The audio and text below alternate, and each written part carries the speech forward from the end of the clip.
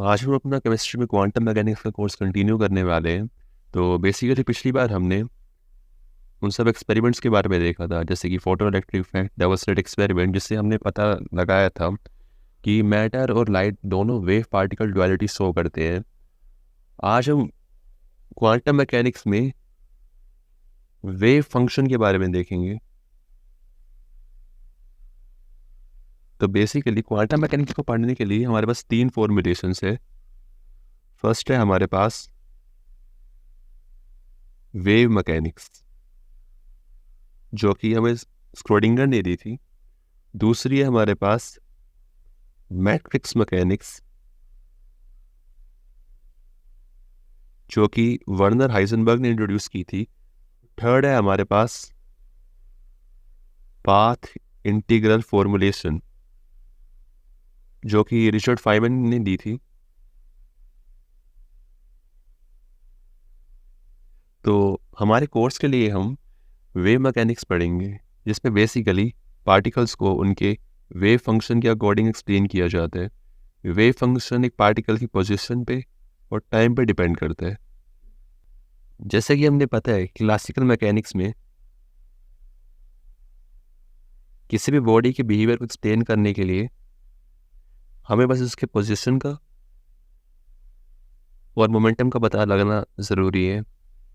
जैसे कि कोई भी बॉल है, अगर हमें इसकी पोजीशन पता है और मोमेंटम पता है, तो फ्यूचर में इसके हम बिहेवियर को ये कैसे इवॉल्व करेगा, इसका पोजीशन का फंक्शन, वो हम लिख सकते हैं। जब हम बात करते हैं क्वांटम मैकेनिक्स की,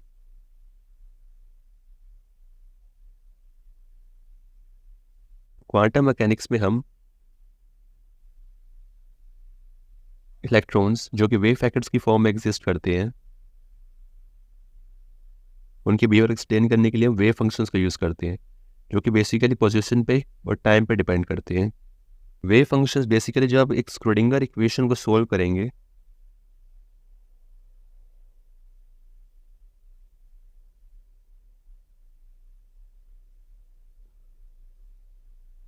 तो उसके सॉल्यूशंस आपको वेव फंक्शन देंगे।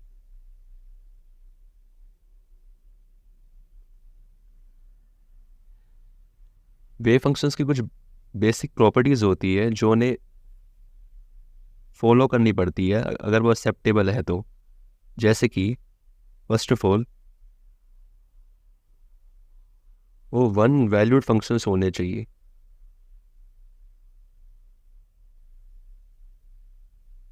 इसका मतलब ये है कि अगर आप बेसिकली एक वेव फंक्शन का अगर आप प्लॉट करते हैं पोजीशन के रिस्पेक्ट में, तो एक पर्टिकुलर एक्स की वैल्यू के लिए वेव फंक्शन की एक ही वैल्यू एग्जिस्ट करनी चाहिए। ऐसा वेव फंक्शन एक्सेप्टेड होते हैं। बट इन केस अगर हमारे पास वेव फंक्शन में एक पर्टिकुलर पोजीशन के लिए दो वैल्यूज एग्जिस्ट कर रही है, तो ऐसे वेव फंक्शंस एक्सेप्टेड नहीं है। सेकंड प्रॉपर्टी है कि जो वेव फंक्शंस है वो कंटिन्यूअस होने चाहिए और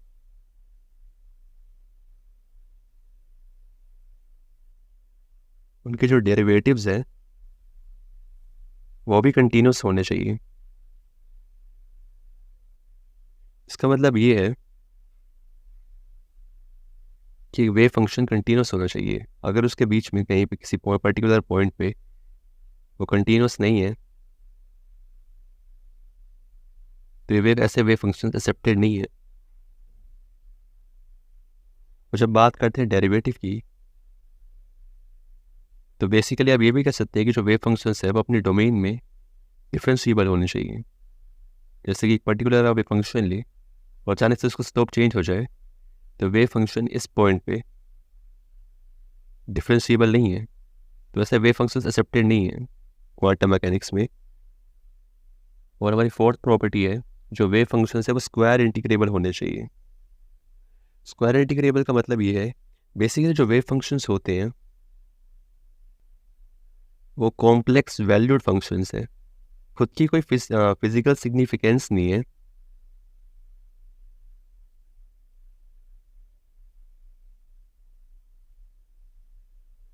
बट अगर आप वेव फंक्शन का एक मॉडुलस स्क्वायर लेते हैं जो कि बेसिकली वेव फंक्शन टाइम्स में उसका कॉम्प्लेक्स कॉन्जुगेट, जहाँ पे वेव फंक्शन एक सिंपल कॉम्प्लेक्स वैल्यूड फंक्शन है और साई स्टार उसका कॉम्प्लेक्स कॉन्जुगेट है, तो आपको एक रियल नंबर देगा मॉडुलस स्क्वायर। बेसिकली अगर आपको जो मॉडुलस स्क्वायर है इसकी जो वैल्यू है प्रोबेबिलिटी की डायरेक्टली प्रोपोर्शनल होगी एक पर्टिकुलर पॉइंट पे पार्टिकल को फाइंड करने के लिए। फॉर एग्जांपल अगर मैं वेव फंक्शन कंसीडर करता हूँ, मॉडुलस स्क्वायर को अगर मैं प्लॉट करता हूँ पोजीशन के साथ और मुझे कुछ ऐसा वेव फंक्शन मिलता है, तो इस पर्टिकुलर पॉइंट पे पार्टिकल को फाइंड करने की प्रोबेबिलिटी ज़्यादा है इन पर्टिकुलर पॉइंट्स के कंपैरिजन में। अगर मुझे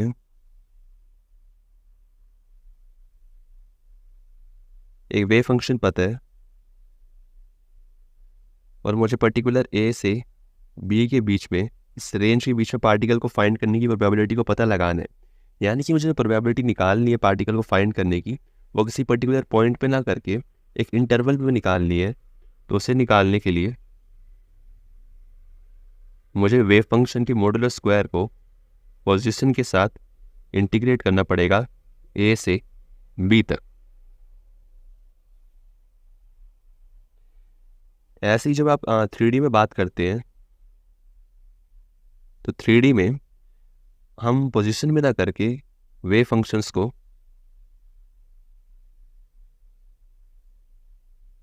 वॉल्यूम एलिमेंट के साथ इंटीग्रेट करते हैं, जहाँ पे वॉल्यूम एलिमेंट अगर आपने फिजिक्स में पढ़ा होगा, इसे या कार्टेशियन में सिस्टम में आप dx dy dz की फॉर्म में लिख सकते हैं और उसको 3 डायमेंशन में इंटीग्रेट करके आप एक पर्टिकुलर वॉल्यूम में पार्टिकल को फाइंड करने की प्रोबेबिलिटी निकाल सकते हैं।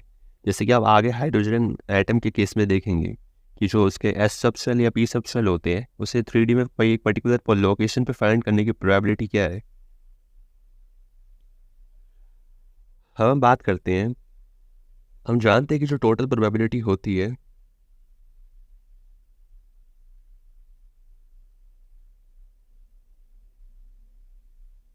वो हमेशा 1 होती है, यानी कि अगर एक पर्टिकुलर वेव फंक्शन दिया हुआ है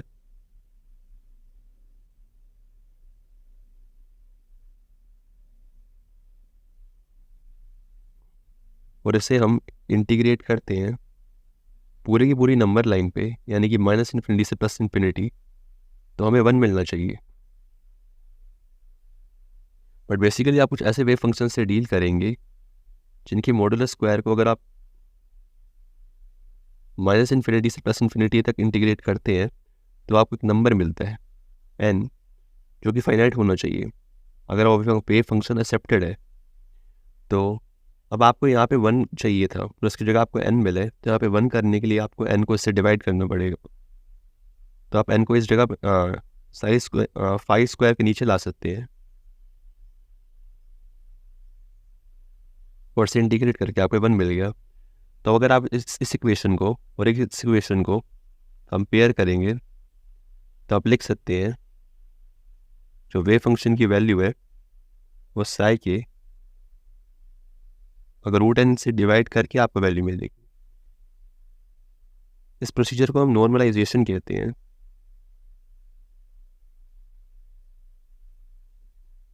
इसमें हम पर्टिकुलर वेव फंक्शन को √n से डिवाइड करते हैं ताकि उसकी टोटल प्रोबेबिलिटी स्पेस में हमें 1 मिले फाइंड करने की।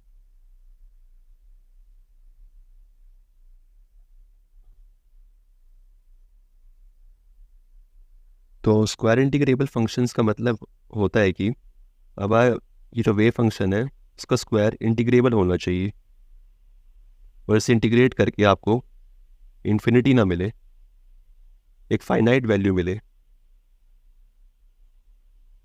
और आपको ध्यान देना पड़ेगा कि जो फाइनाइट वैल्यू है वो ज़ीरो भी ना हो, क्योंकि अगर वो ज़ीरो होगा तो आप उसको नॉर्मलाइज नहीं कर पाएंगे।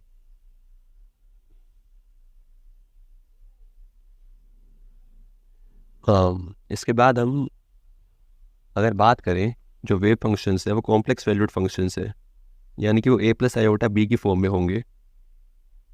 इसे हम पोलर फॉर्म में इस फॉर्म में भी लिख सकते हैं। बेसिकली मैं मैथ्स में ज़्यादा ना जाके एक हल्का सा अगर ब्रीफ आइडिया दूँ तो अगर आपको a प्लस आयोटा b दिया हुआ है तो यहाँ पे जो ये r है ये बेसिकली और कुछ नहीं बल्कि a square plus b square यानी कि इस कॉम्प्लेक्स नंबर का मॉडुलस है। और जो थीटा है, अब अगर आप एक आर्गन प्लेन पे इस कॉम्प्लेक्स नंबर को प्लॉट करेंगे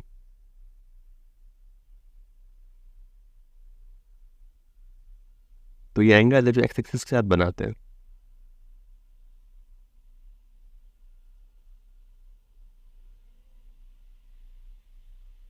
तो ऐसे करके आप किसी भी कॉम्प्लेक्स नंबर को उसके पोलर फॉर्म में कन्वर्ट कर सकते हैं। इसके बाद हम डिस्कस करेंगे तो वेव वेव मैकेनिक्स को समझने के लिए बेसिकली हमें कुछ पोस्टुलेट्स को एक्सेप्ट करना पड़ेगा। तो हम स्टार्ट करते हैं पोस्टुलेट 1 से।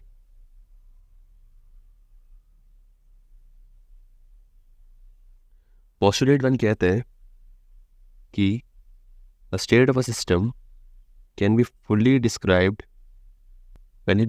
described by its position and time। Basically classical mechanics में स्टेट को एक्सप्लेन करने के लिए हमें उसका पोजीशन और मोमेंटम के बारे में नॉलेज चाहिए होती थी, बट क्वांटम मैकेनिक्स में हम पोजीशन और टाइम से एक पूरे पार्टिकल कैसे टाइम में इवॉल्व करेगा या स्पेस में कैसे इवॉल्व करेगा हम उसे एक्सप्लेन कर सकते हैं उसके वेव फंक्शन से, जो कि पोजीशन पे और टाइम पे डिपेंड करता है।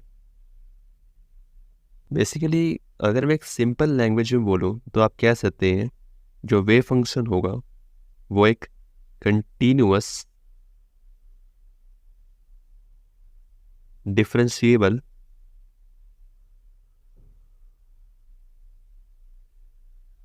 एंड स्क्वायर इंटीग्रेबल फंक्शन है। बेसिकली अगर आपको फंक्शंस की डेफिनेशन पता है तो आपको पता है कि जो फंक्शंस है वो सिंगल वैल्यूड ही होने चाहिए। अगर फंक्शन सिंगल वैल्यूड नहीं है तो आप उसे फंक्शन नहीं कह सकते हैं। वो बेसिकली एक सिंपल रिलेशन है और वे फंक्शन कंटिन्यूअस और डिफरेंशिएबल होना ही चाहिए। जब हम बात करते हैं कि डेरिवेटिव कंटिन्यूअस है उसका मतलब वही है कि वो एक डिफरेंशिएबल फंक्शन है। और स्क्वायर इंटीग्रेबल का मतलब यही है कि उसको जब हम उसको मॉडुलस स्क्वायर को हम इंटीग्रेट करेंगे तो हमें एक फाइनाइट वैल्यू मिलेगी इन इट्स डोमेन। अब बेसिकली जब मैं डोमेन की बात करता हूँ तो मेरा इससे मतलब है कि जैसे हम अगर एक वेव फंक्शन की बात करते हैं तो हो सकता है कि जो वेव फंक्शन है वो दो पर्टिकुलर पॉइंट्स के बीच में ही डिफाइन हो और इसके बाहर वेव फंक्शन ज़ीरो हो। तो इन केसेस में जो प्रोबेबिलिटी है वो हम ए से बी के बीच में ही कंसीडर करेंगे। अब इसके बाद हम पोस्टुलेट 2 डिस्कस करेंगे। पोस्टुलेट 2 कहते हैं that for every observable in classical mechanics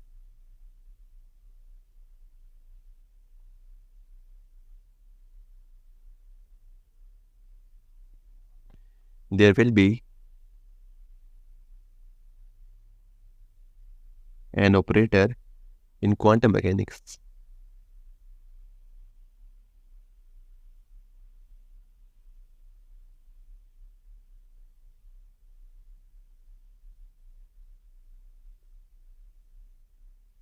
तो पोस्टुलेट 2 को डिस्कस करने से पहले हम डिस्कस करते हैं कि ऑपरेटर्स क्या होते हैं।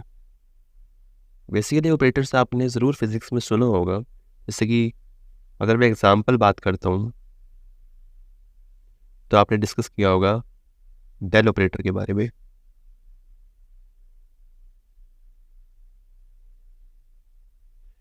या आपने देखा होगा जो डेल ऑपरेटर है वो बेसिकली किसी भी फंक्शन पे एक्ट करता है और उसको चेंज करके आपको एक न्यू फंक्शन दे देते हैं। तो बेसिकली जो ऑपरेटर्स होते हैं, बट ऑपरेटर आप किसी भी ऑपरेशन डिफाइन कर सकते हैं। जैसे कि मान लीजिए अगर मैं बात करता हूँ ए जो कि एक ऑपरेटर है, तो बेसिकली कुछ भी हो सकता है। जब ए किसी पर्टिकुलर फंक्शन एफ पे एक्ट करेगा तो आपको एक नया फंक्शन जी देगा। जहाँ पे ए एक ऑपरेटर है एफ हमारा वो फंक्शन है जिस पे ऑपरेटर एक्ट कर रहा है, जिसे हम ऑपरेंड बोलते हैं, और जी हमें एक नया फंक्शन मिला है।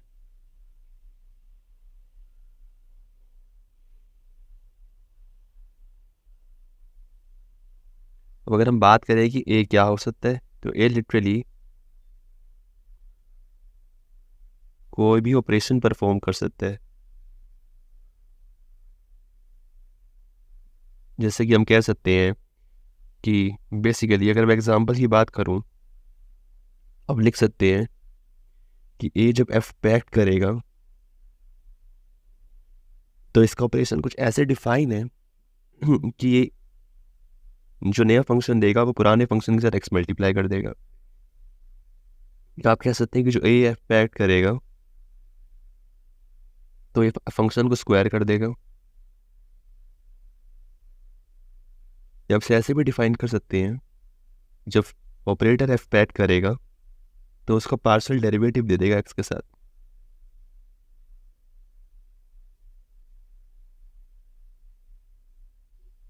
पर ये जो डेफिनेशन है ये सारी की सारी क्लासिकल मैकेनिक्स में होल्ड करती है। जब हम क्वांटम मैकेनिक्स की बात करते हैं तो हम डील करते हैं क्वांटम ऑपरेटर से। क्वांटम ऑपरेटर्स कुछ ऐसी फॉर्म के होते हैं कि जब एक पर्टिकुलर ऑपरेटर वेव फंक्शन पे ऐड करता है तो वो आपको एक आइगन वैल्यू देगा जो कि वेव फंक्शन के साथ मल्टीप्लाई हो रही होगी। जो वेव फंक्शन है वो एक पार्टिकल की स्टेट डिस्क्राइब करता है, ऑपरेटर उस पर ऐड करके एक आइगन वैल्यू देते हैं। अगर हम इस पूरी इक्वेशन को देखेंगे तो ये एक आइगन वैल्यू इक्वेशन है जिसमें जो साई है वो एक आइगन फंक्शन है, जो ए है वो एक आइगन वैल्यू है। क्वांटम मैकेनिक्स के अकॉर्डिंग जो ए है वो हमेशा एक रियल नंबर होगा। आप आइगन वैल्यू इक्वेशन को कुछ ऐसे भी इमेजिन कर सकते हैं कि जब कोई पर्टिकुलर ऑपरेटर ए वेव फंक्शन पे एक्ट कर रहा है तो एक टाइप से वो एक वेव फंक्शन में एक मेजरमेंट कर रहा है और उस मेजरमेंट से जो आपको जो उस पर्टिकुलर प्रॉपर्टी की जो वैल्यू मिलेगी वो ए होगी जो कि एक रियल नंबर होगी और जिससे साई मल्टीप्लाई हो रखा होगा। क्वांटम मैकेनिकल ऑपरेटर्स कुछ इस फॉर्म के होते हैं। अगर हम कुछ ऐसे ऑपरेटर्स के बारे में डिस्कस करें तो फर्स्ट ऑफ ऑल हम बात करते हैं पोजीशन ऑपरेटर के बारे में, जैसे जिसको हम डिनोट करते हैं एक्स कैप। एक ऑपरेटर को डिनोट करने के लिए आप पर्टिकुलरली ए कैप का यूज़ कर सकते हैं, उसके ऊपर आप ऐसे कैप बना दीजिए। इसके अलावा और भी नोटेशंस होती है पर बेसिकली हम एक्स कैप फॉलो करेंगे। जब एक्स कैप को ए वेव फंक्शन पर ऑपरेट करते हैं तो बेसिकली इसमें आप बस वेव फंक्शन को उस पोजीशन से मल्टीप्लाई कर दीजिए। इसी तरीके से ऑपरेट करते हैं। अगर हम सेकंड ऑपरेटर के बारे में डिस्कस करें तो वो है मोमेंटम ऑपरेटर। बेसिकली अगर हम 1D की बात करें और सिर्फ एक्स एक्सिस को कंसीडर करें तो हम लिख सकते हैं तो minus iota reduce Planck's constant into partial derivative of wave function with respect to x, इस फॉर्म में वैल्यू देते हैं। जब माइनस आयोटा एक्स इसको इस साइड को सॉल्व करेंगे तो आपके इसको आंसर में आपको कुछ ए वेव फंक्शन टाइप पे फॉर्म में वैल्यू मिलेगी जिसमें जो ए की वैल्यू होगी वो मोमेंटम का आइगन वैल्यू होगा। इसे बाद में एग्जांपल से शो करेंगे।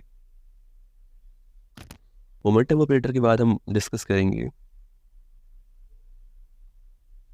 एनर्जी ऑपरेटर को। इन ऑपरेटर की वैल्यूज कैसे आई ये बाद में डिस्कस करेंगे। मोमेंटम ऑपरेटर में अगर आप 3D वर्जन की बात करें तो उसमें आप लिख सकते हैं कि मोमेंटम ऑपरेटर माइनस आयोटा इसमें constant del acting on psi लिख सकते हैं। अगर आप जो 1D वर्जन है, इसे ही अगर आप एक्स वाई जेड तीनों की फॉर्म में लिख के वेक्टर एडिशन करेंगे तो आपको इसका 3D वर्जन ही मिल जाएगा, जिसमें जो डेल है वो एक वेक्टर ऑपरेटर है जिसके कंपोनेंट्स कुछ इस फॉर्म के होते हैं। हमारा तीसरा ऑपरेटर है एनर्जी ऑपरेटर, वो कुछ इस फॉर्म का होता है। ये बेसिकली ये जो तीन momentum operator, energy operator, position operator है, ये तीन बेसिक ऑपरेटर्स है जिनसे आप बाकी के ऑपरेटर्स को कंस्ट्रक्ट कर सकते हैं। जैसे कि अगर हम बात करें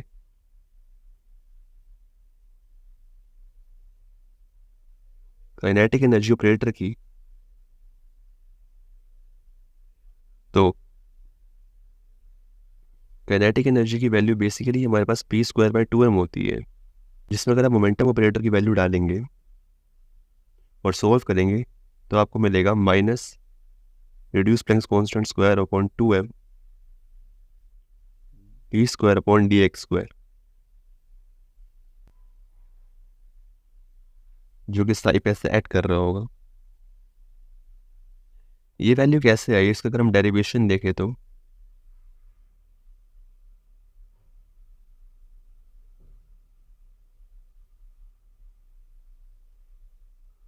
इसको कुछ ऐसी फॉर्म में लिख सकते हैं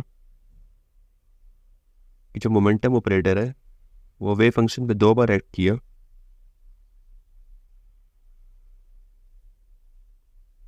जब से पहली बार वेव फंक्शन पे ऐड किया तो उसने minus reduce Planck's constant d∅/dx दिया,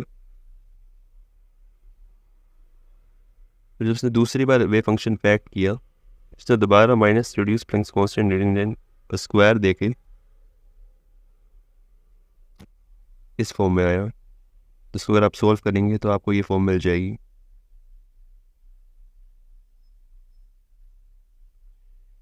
बेसिकली कुछ बंदे कंफ्यूज होते हैं कि जैसे p²/2m है तो इसका तो इससे आपको पार्शियल डेरिवेटिव्स का स्क्वायर करके आपको ये सेकेंड ऑर्डर डेरिवेटिव कैसे मिल गया। तो बेसिकली उसमें और कुछ नहीं होता, बल्कि जो मोमेंटम ऑपरेटर है वो 2 बार साई पे ऐड करके उसे बस 2 बार डिफ्रेंशिएट करता है, जिससे आपको सेकेंड ऑर्डर पार्शियल डेरिवेटिव मिल जाता है। ऐसे ही हमारे पास पोटेंशियल एनर्जी का ऑपरेटर होते हैं।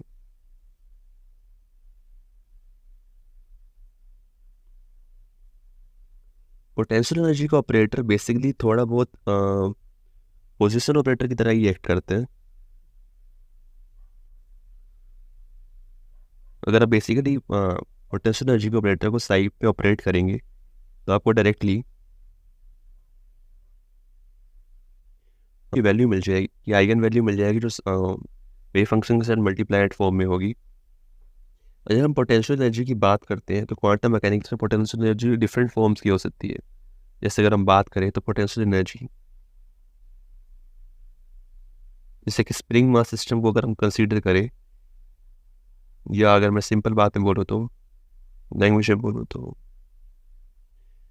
ये हाफ kx² की फॉर्म में हो सकती है, जो कि बेसिकली होता है क्वांटम हार्मोनिक ऑसिलेटर्स के केसेस में।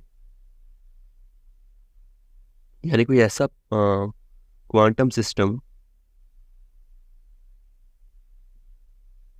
जिसमें जो पार्टिकल है वो एक बाउंडेड स्टेट में ऑसिलेट कर रहा हो,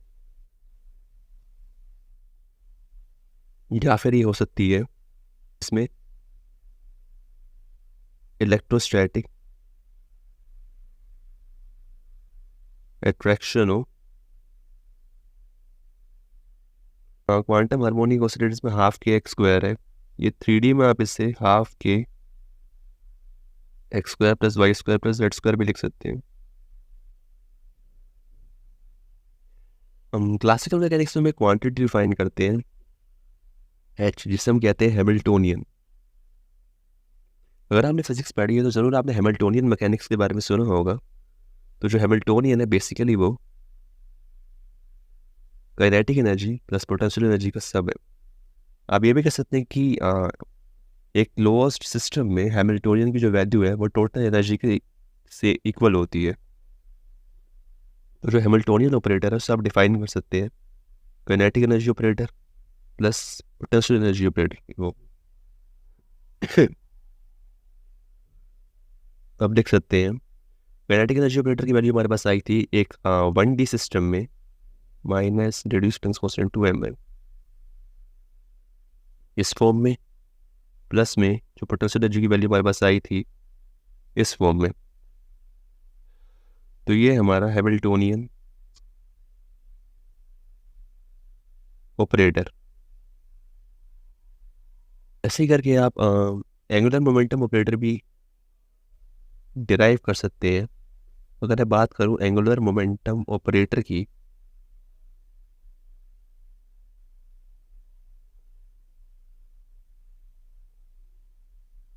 तो क्लासिकली मैं लिख सकता हूँ कि जो एंगुलर मोमेंटम है उसका x component y p z minus z p y होगा। और अगर इसको मैं ऑपरेटर डिफाइन करता हूँ तो मैं लिख सकता हूँ कि जो एल एक्स कैप है वो y cap p x z cap minus z cap p y cap की फॉर्म में होगा। इसे मैं लिख सकता हूँ minus iota h y t by t z minus z d upon d y की फॉर्म में। और ऐसे ही सेम वे में मैं डिफाइन कर सकता हूँ, ऐसे में एंगुलर मोमेंटम ऑपरेटर के वाई और जेड कंपोनेंट्स को भी डिफाइन कर सकता हूँ। बेसिकली आपको और कुछ नहीं करना, आप लिख सकते हैं angular momentum is equal to r cross p होता है हमारे पास। तो आप डिटर्मिनेंट को सॉल्व करके इसके बाकी कंपोनेंट्स को भी डिफाइन कर सकते हैं।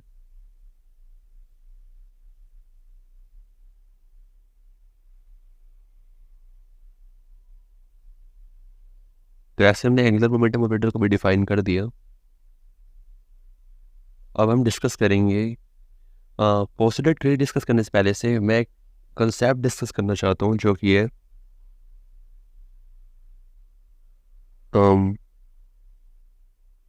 नॉन कम्यूटेटिविटी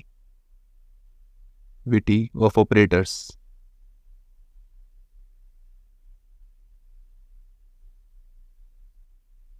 बेसिकली अगर मैं कम्यूटेटिव प्रॉपर्टी की बात करूं तो आप जानते हैं, जैसे आपने नंबर से पढ़ा होगा कि जो ए और बी है या बी और ए है ये सेम होते हैं अगर बेसिकली ए और बी कुछ रियल नंबर्स हो।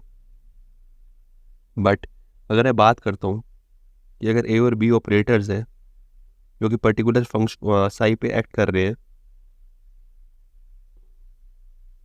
तो क्या ये हमेशा इक्वल होंगे? और इसका आंसर है नॉट नेसेसरीली। कुछ केसेस होंगे जिसमें इन दोनों की वैल्यूज डिफरेंट आएगी। जैसे कि तो अगर हम एग्जांपल कंसीडर करें, मान लीजिए ये आपने पार्टी के लिए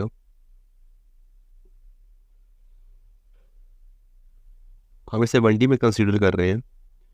आपने पहले साई को मोमेंटम ऑपरेटर ऑपरेट किया, उसके बाद आपने पोजीशन ऑपरेटर को ऑपरेट किया।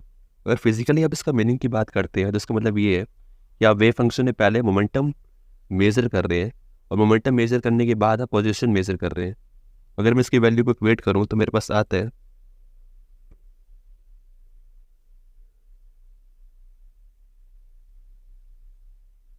और इसको अगर मैं और इक्वेट करूँ तो ये मोमेंटम पोजीशन ऑपरेटर है d phi by d x पे एक्ट करेगा, मुझे कुछ ऐसी वैल्यू देगा लास्ट में।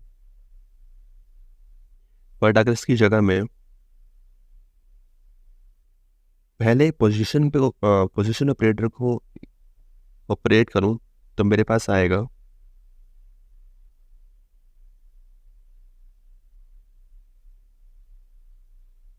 जैसे आप देख सकते हैं जब पोजीशन ऑपरेटर साई पे एक्ट करेगा तो मुझे x5 मिल जाएगा। अब जो x5 है ये अपने आप में एक टोटल फंक्शन है। जब मोमेंटम ऑपरेटर को उस पर एक्ट करूँगा तो मेरे को माइनस आयोटा रिड्यूस जो पार्शियल डेरिवेटिव x है वो x5 पे एक्ट करेगा। और क्योंकि फाइव और x दोनों ही x के फंक्शन है तो मुझे यहाँ पे प्रोडक्ट रूल लगाना पड़ेगा।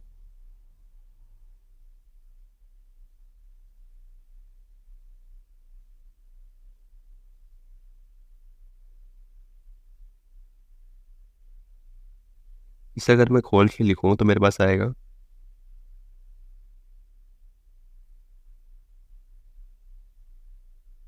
d5/dx। पूरा अगर ध्यान से देखें तो आपके पास आपको मिलेगा कि जो माइनस आई ये है, इसका जो सेकंड टर्म है वो और कुछ नहीं बल्कि एक्स पी वेव। इसे आप रीअरेंज करके ऐसे भी लिख सकते हैं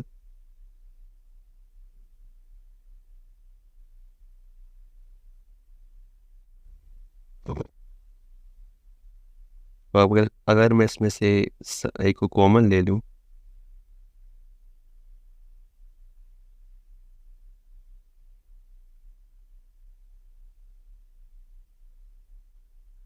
तो मुझे ये मिलेगा।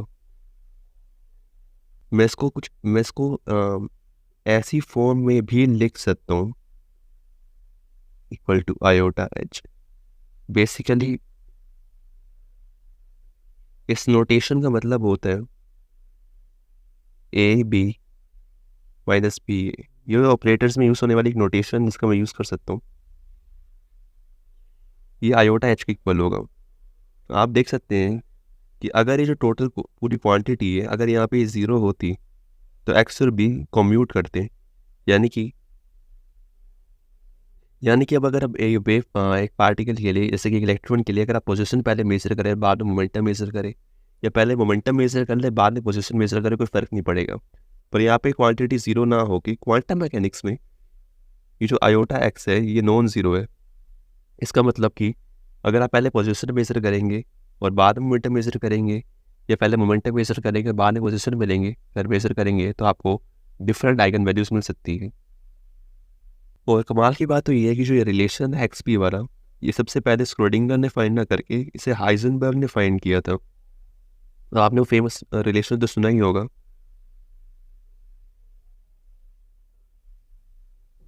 हाइजेनबर्ग का फेमस अनसर्टेनिटी प्रिंसिपल। ये जो प्रिंसिपल है ये आप इसी नॉन कॉम्पिटेटिव से डिराइव भी कर सकते हैं। तो उसके बाद हम पोस्टुलेट 3 को पूरा डिस्कस ना करके मैं पोस्टुलेट 3 के बारे में आपको एक ब्रीफ इंट्रोडक्शन दूंगा और इसको हम नेक्स्ट लेक्चर में डिटेल में डिस्कस करेंगे। पोस्टुलेट 3 कहते हैं that if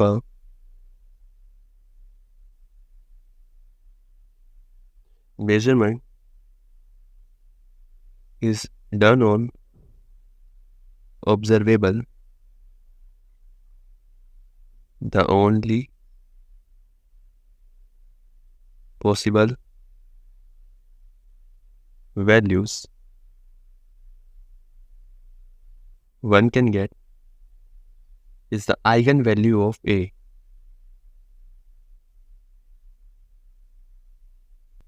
तो बेसिकली जैसे हमने डिस्कस किया था कि जब एक ए ऑपरेटर्स वेव फंक्शन पे एक्ट करते हैं तो हम एक आइगन वैल्यू देते हैं जो कि वेव फंक्शन से मल्टीप्लाइड फॉर्म में होती है।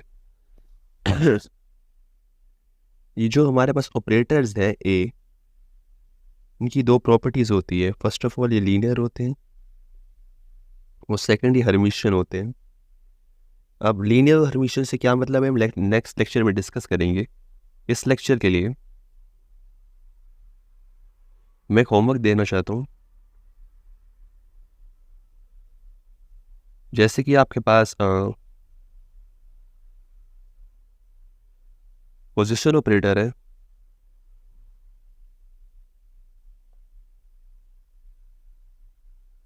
जैसे कि आपके पास ये नॉन कॉम्पिटेटिव रिलेशन आया था एक्स और पी का, ऐसे ही आप एल एक्स एल वाई का भी कॉम्पिटेटिव रिलेशन निकाल सकते हैं। ये नॉन ज़ीरो होगा, इसकी क्या वैल्यू आएगी आप मैं चाहता हूँ कि आप खुद फाइंड आउट करें। इसकी जो वैल्यू जो भी होगी मैं नेक्स्ट लेक्चर में सब एल एक्स एल वाई इन सबके मैं नॉन कॉम्पिटेटिव रिलेशंस को लिख दूंगा। तब तक मैं चाहता हूँ कि आप डिफरेंट ऑपरेटर्स को यूज़ करके फाइंड आउट करेंगे वो कम्यूट कर रहे हैं कि नहीं कर रहे। तो इसी के साथ हम लेक्चर यहाँ पे ख़त्म करते हैं।